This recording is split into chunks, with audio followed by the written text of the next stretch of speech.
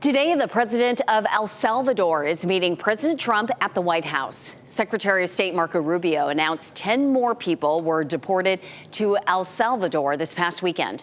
Rubio says the deportees are part of either MS-13 or the Venezuelan gang Tren de Aragua.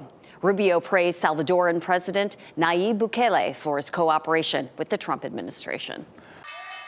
This morning, new confusion for American companies and consumers over President Trump's tariffs. Financially, our country is going to be stronger than it's ever been. After a weekend of back and forth over whether taxes for some electronics are going up. On Friday, exemptions for smartphones, computers, and other tech components announced by U.S. Customs and Border Protection because the White House said the president wants to ensure companies have time to move production to the U.S.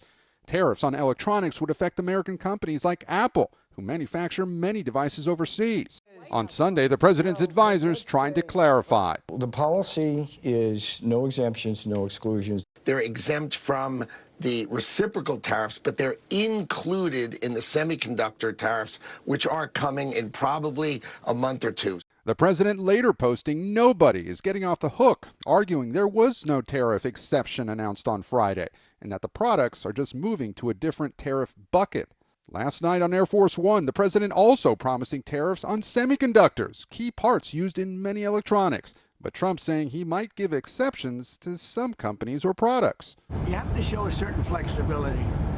Nobody should be so rigid. Democrats say the president's chaotic tariff rollout has backfired.